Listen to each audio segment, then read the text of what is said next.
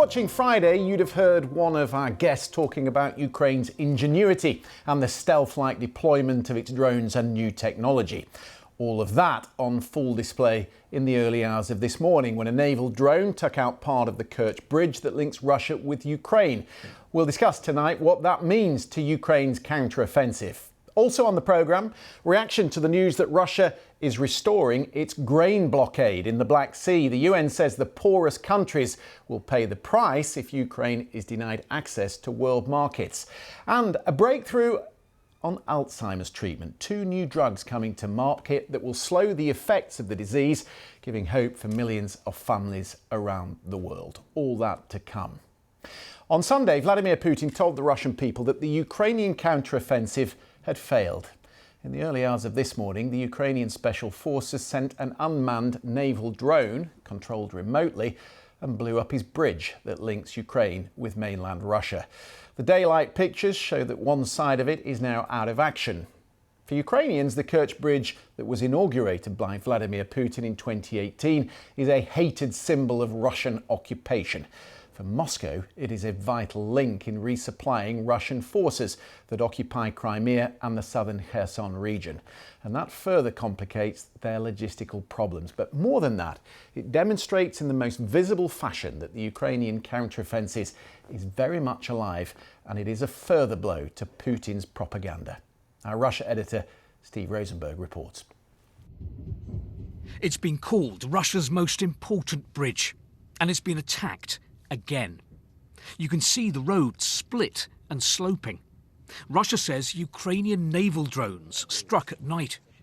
2 people were killed in the explosion. The bridge links the Russian mainland with annexed Crimea. It's a vital supply route for Russian troops fighting in Ukraine. Russian investigators called it a terrorist attack by the Ukrainian security services. This was the scene here 9 months ago. Russia had accused Ukraine then of attacking the bridge with explosives hidden in a lorry. Ukraine calls this bridge illegal. The 12-mile-long road and rail bridge is not only strategically important to the Kremlin, it's hugely symbolic. Vladimir Putin was first across when it opened in 2018, as if he wanted to show the world that Russia and Crimea were now joined forever. So for the second time in less than a year, the bridge that Vladimir Putin built, this symbol of Russia's annexation of Crimea, has come under attack. The Kremlin says it will respond by continuing with what it still calls the special military operation, Russia's war in Ukraine. But what the Kremlin won't be continuing, it said today, is with the deal that had kept global food prices stable. Brokered by the UN, the agreement allowed Ukraine to keep exporting grain via the Black Sea. Moscow, though, says it's not getting what it was promised and will no longer guarantee the safety of shipping. The Kremlin insists its decision is unconnected to the attack on the bridge. But right now, Russia seems in no mood for a quick compromise. Steve Rosenberg, BBC News, Moscow. We're pleased to have with us tonight Mikey Kay. He is the UK's former military strategic planner. He spent 20 years as an RAF assault helicopter pilot. Mikey, good to have you back on the programme. Hi, Christian. What kind of thing do you think the Ukrainians might have used to blow this bridge up? Well, I think the first thing that's really important to talk about, Christian, is there are rules in war, but when someone's backed in the corner or you have a strategic asset like Crimea, which very much is a strategic asset to Putin because of it's the home of the Black Sea Fleet, which gives Putin access to the Mediterranean. It's also home to the air power fleet, which protects the Black Sea Fleet from the air. This is hugely strategic for Putin. So when it comes to trying to get an advantage, when it comes to the rules of war, so to speak, there are ways around that. And if Ukraine can see an advantage to compromising what are called the logistics lines of communication, the LOCs, in order to resupply whatever's going on in Crimea from a Russian war perspective, then I think Ukraine will see that as fair game. As to your question, what was used to blow the bridge? I mean, anything could be used to blow the bridge as long as it's got explosive C4 type qualities. I think the question is not necessarily what material was used, but how it was done by the Ukrainians, how much was used, what is the intent of the Ukrainians in order to do this. And you'll have to forgive me here. Do we have empirical evidence to suggest that the Ukrainians actually blew the bridge? Have they admitted to that? That's the bit that I'm a little bit hazy on at the moment. Yeah, because as per usual, the Ukrainians are maintaining their ambiguity about this. No doubt, though, it does complicate the logistical challenge for Moscow. If we were to explain it to people here in the UK, it's shaped a little bit like the Isle of Wight, although considerably bigger. Not easy to resupply by ship. No, absolutely not. And I think, Christian, we spoke on this program not so long ago when there were myriads of cruise missile attacks going into Ukraine from Russia. And one of the areas where those cruise missile attacks were being launched from was the Black Sea Fleet from Crimea. And obviously, as these cruise missiles are going in from the Black Sea into Ukraine, they're going to have to be resupplied in some way. And that critical resupply line of communication will be across that bridge unless there's an alternate, which you've just alluded to, which is potentially, via sea. But when you start adding sea lines of communication to the mix, that's a different logistical challenge, and it adds a lot of time. Yeah, I mean, just in the context of the counter-offensive, they've told us this weekend that they've retaken 18 square kilometres, that's about 7 square miles, in the past week. That's in the east and in the south of the country.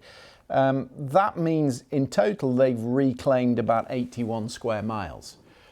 Do you think an attack like this, taking out one lane of the bridge, will put further pressure on that and perhaps help them gain some further impetus in that counter-offensive? Yeah, 100%. I mean, I'm not Zelensky. I'm not in Zelensky's mind.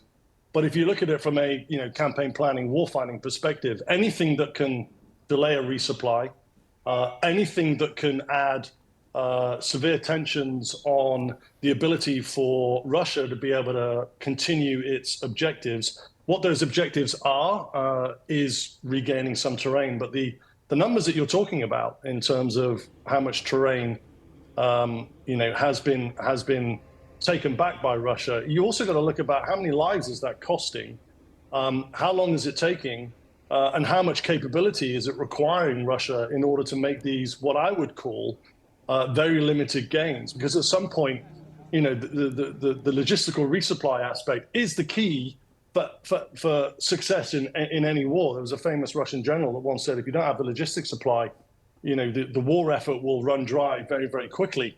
And this is what we're seeing at the moment. And this has always been the problem with Russia's ability to launch any sustained counteroffensive. And so what the Ukrainians are doing are absolutely heading right to the nub of what will prevent them from doing that. In military parlance, Christian, we called that center of gravity analysis. And you look at what are the critical requirements and the critical capabilities, and you kind of look at, what can you touch? What can you put a bomb on? Doesn't have to be necessarily a bomb. It can be an ideology. It can be anything. But what is the thing that you have to attack in order to bring the enemy to its knees? And I think, the bridge would have been high up there in the Ukrainian campaign center of gravity analysis to go after to prevent what Russia are trying to do at the moment, which is effectively reclaim territory and counter-offend. So an outsized advantage, blowing up one line of the bridge, but also hugely important to morale, because there you have Vladimir Putin last week saying, the counter-offensive is floundering, and then they go and take out his bridge, and that damages Russian propaganda, but also it presumably is hugely important, not just to the morale of the soldiers, but to the Ukrainian people more widely. Yeah, one of the other aspects of this center of gravity analysis, Christian, is, so I mentioned critical capabilities and critical requirements, is critical vulnerabilities. And, I would be flabbergasted if in the Russian campaign planning strategic process, they wouldn't have identified the bridge as one of their critical vulnerabilities. And therefore, what that would then lead you to do is, how do you defend that bridge at all costs from being compromised because of the significant consequence it will have if the Ukrainians manage to compromise that line of communication in any way.